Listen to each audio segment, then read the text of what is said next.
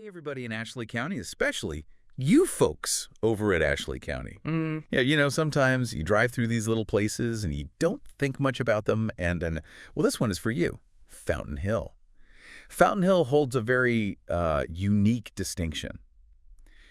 As we dig through the history of Ashley and Drew counties, Yeah. we find out all these crazy things about how counties used to be shaped differently Right. and all this stuff. But Fountain Hill has the very special distinction of being the very first meeting place for the areas that would eventually become both Ashley and Drew counties. Right. I mean, that's pretty wild. It is. You think about these two counties, and you're like, where did it all begin? Well, a Fountain Hill. Fountain Hill. Yeah. That's where it all started. It's really interesting because when you think about these small towns and you think, well, they were always just little towns, but they were really, Yeah. some of them were bustling hubs and served really important roles in the early development of the counties. Yeah, and they were like the seeds, they were the kernels of what would grow into the larger counties we know today. And so I think it's really cool to kind of dive back into that and kind of uncover, the story of Fountain Hill. Yeah.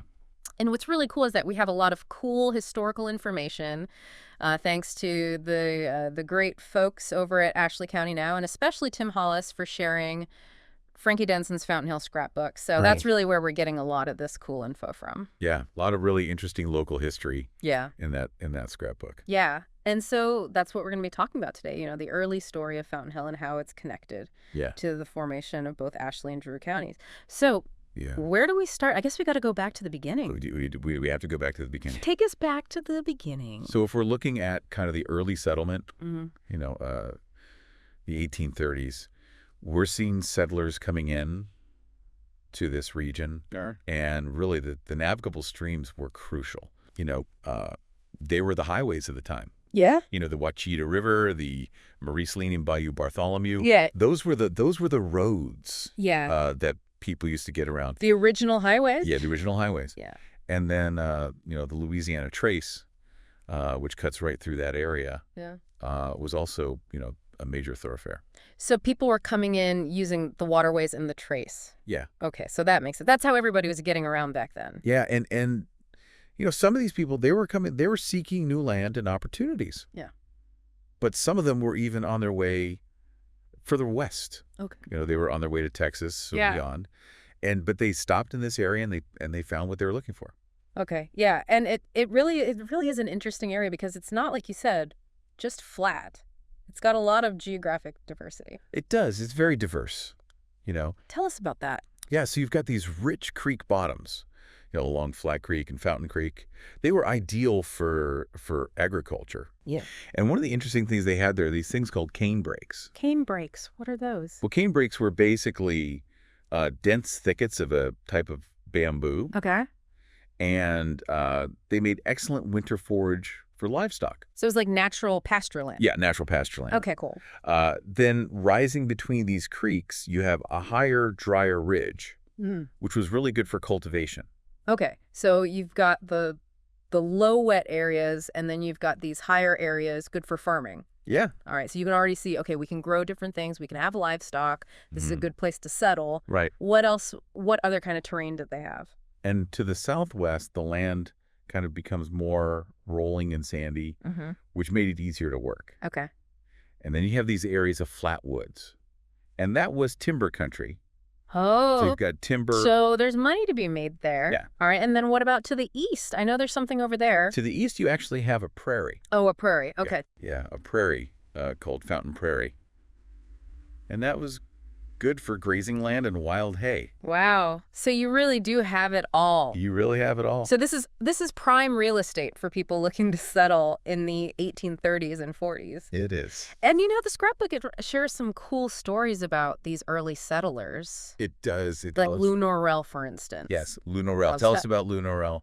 Well, Lou Norrell, he was actually on his way to Texas in 1856 Okay. with his family. So he was just passing through? He's just passing through.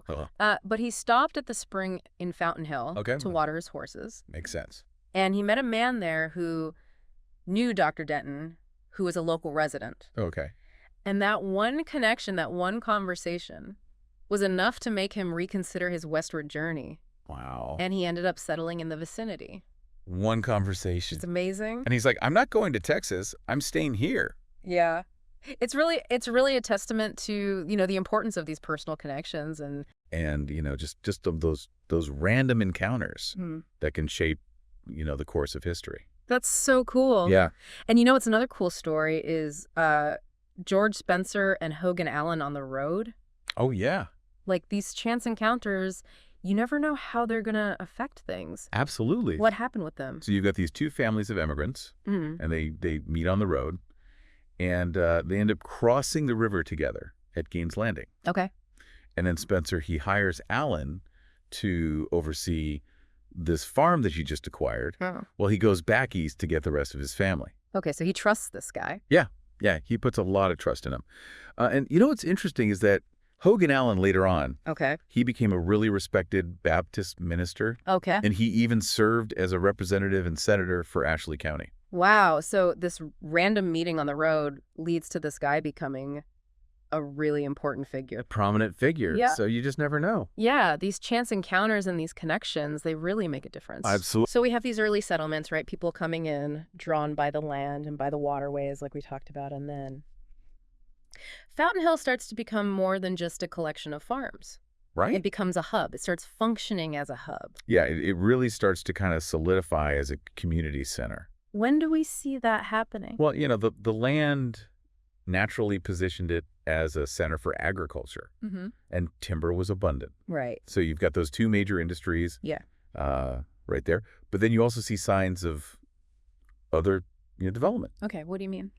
Well, in 1846, a post office is established. Yeah. Oh, okay. And that's a really key indicator. Why is that so important? Well, it shows that Fountain Hill had reached a level of, importance and stability. Okay. That it warranted its own postal service. Yeah. It was connecting it to the wider world. So it's not just out in the middle of nowhere anymore. It's officially recognized. Right.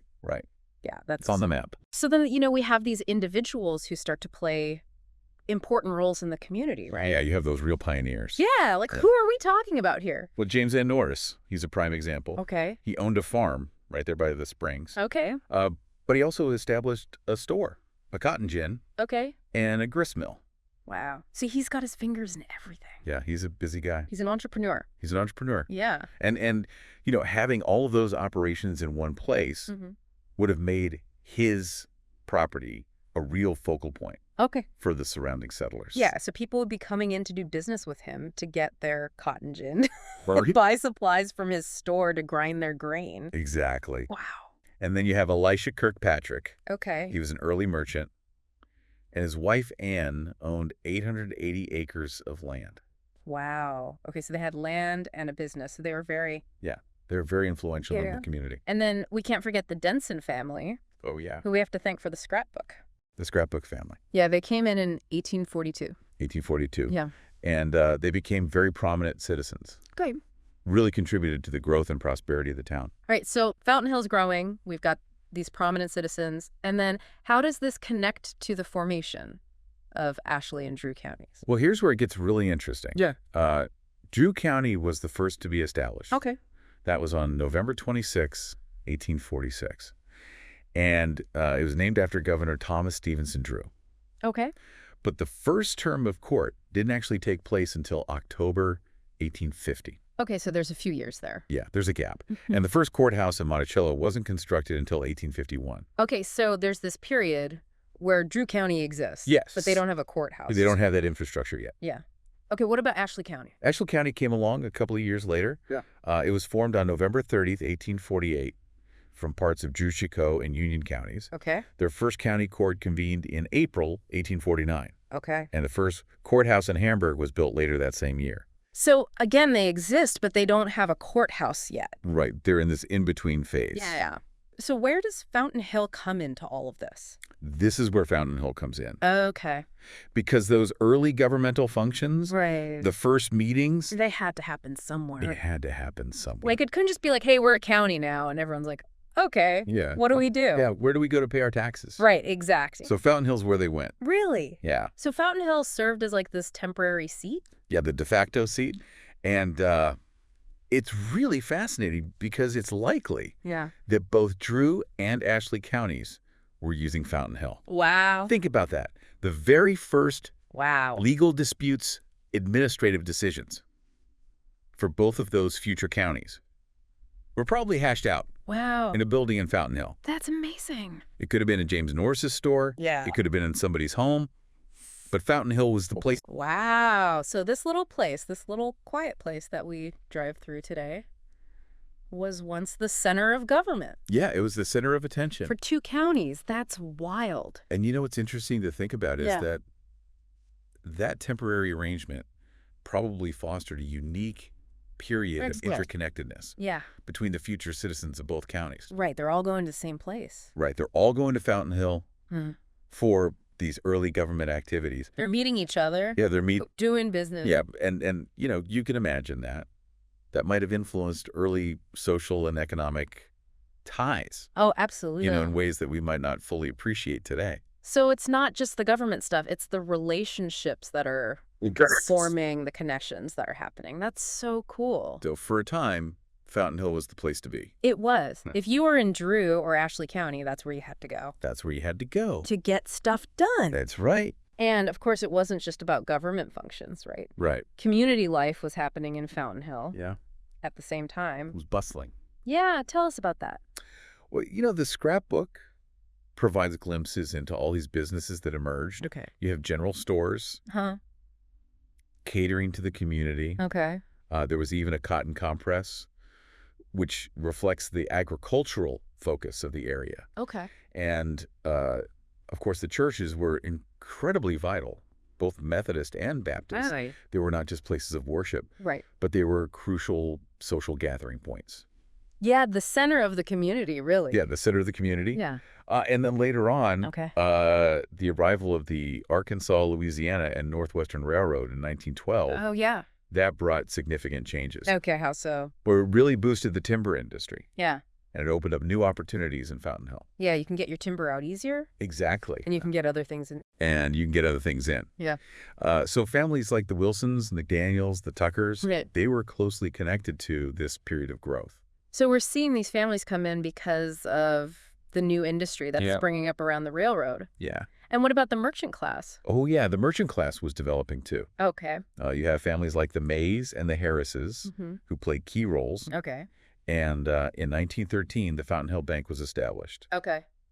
And that really signifies, you know, local investment and a growing sense of Yeah. economic stability. So Fountain Hill is really booming at this point. It's really thriving. But, you know, life wasn't always easy back then. No, And the scrapbook also talks about some of the challenges that they faced. it does. For example, the impact of wars. Yeah, the wars had a profound impact on Right. Fountain Hill families. Tell me about that. Well, you know, from the Civil War, Right. World War I, World Right. War II, Korea, Vietnam. All these conflicts. Yeah. And Fountain Hill, Fountain Hill was touched by all of them. yeah. And the scrapbook has all sorts of reminders of that. What kind of reminders? So it has things like discharge papers, Mhm. records, and, you know, families like the Pattersons are mentioned. Okay, so you can really see the sacrifices that Oh. these families made. And of course, education was a big part of life back then, too. It was a vital part. How did education evolve in Fountain Hill? Well, it started out very informal Okay. in churches and homes. And then eventually they transitioned to a dedicated schoolhouse. Oh, okay. So it became more formalized. Yeah, more structured. And were there any challenges? Oh, yeah. There were challenges with resources. Right. You know, making sure there were enough teachers and supplies. Attendance was always a challenge, Yeah. especially in rural areas. Right. You know, kids had to help out on the farm. Right. But there was clear dedication from these early teachers. Okay, who are you talking about? Well, like Miss Ada Richardson, Mr. L.J. Patterson. They really put their heart and soul into it. And sadly, you know, we have to acknowledge the segregation of schools. Yeah, that was a dark chapter in the history of education. But even amidst those challenges, community life continued Yeah. and thrived. What were some of the ways that people came together? Well, they had church homecomings, Okay. school fairs, Yeah. 4th of July celebrations. So the typical small town stuff. Yeah. But, you know, those events really strengthened the community bonds. Yeah. People look forward to those things. They did. The scrapbook also mentions the older cemeteries, Yeah. like Flat Creek Cemetery. Yeah. and it talks about unmarked graves. Yeah. And that just kind of hints at all these untold stories. Yeah. And there are ongoing efforts to preserve this part of local history. Oh, that's good. Yeah. And then there was the Great Fire of 1920. Oh, yeah. That was a huge event for Fountain Hill. It was devastating. Tell us about it. Well, it destroyed the Flat Creek Baptist Church. Oh, wow. But the community really showed their resilience. Yeah. And they rebuilt. Yeah, they didn't give up. They didn't give up. That's good. And we should also remember the role of, Yeah. the early doctors, midwives, and folk healers. Yay.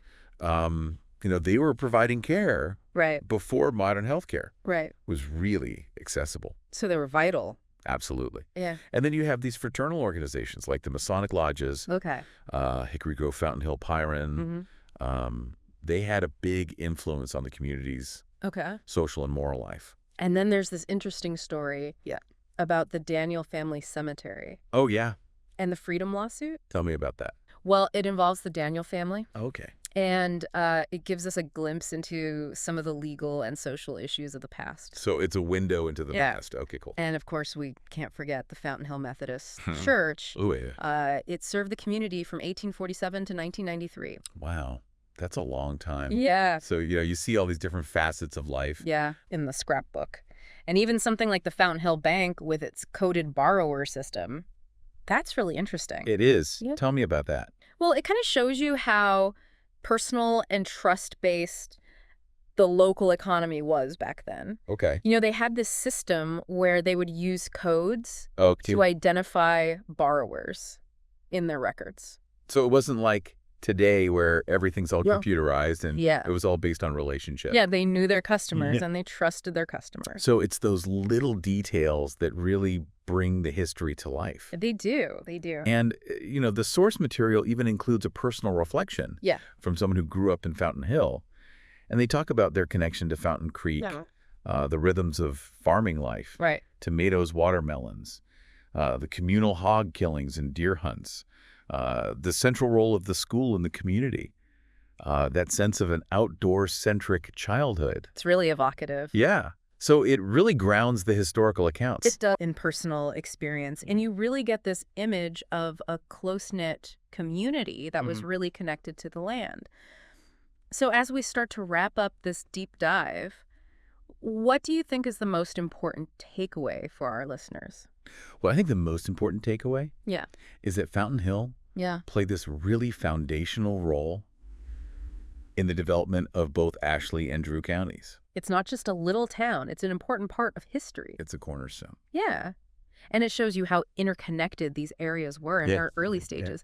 Was there anything that particularly surprised you as we explored this history? I think what's really fascinating is that early period where Fountain Hill was serving this dual role. Yeah.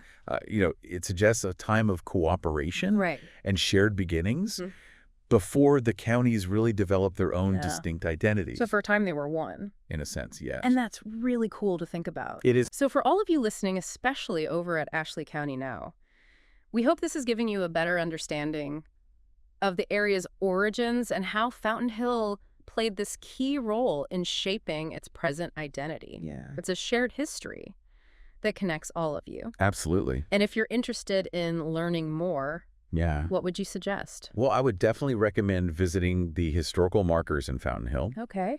perhaps exploring local archives. The Crossett Library might have some more information about this period. Okay, cool. And, of course, if any of you have family stories Yeah. or memories connected to Fountain Hill's past, please share them on the Ashley County Now page. That's a great idea. Let's keep this local history alive. Absolutely. And here's a final thought for you to ponder. How might those early decisions made in a small place like Fountain Hill and the character of those initial settlers still be influencing the social and civic life of Ashley and Drew counties today? That's a great question. Something to think about as we go about our day. It's amazing how these things from the past Yeah. can still have an impact on us today. Absolutely. Thanks for joining us on this deep dive. It's been a pleasure. See you next time. See you later.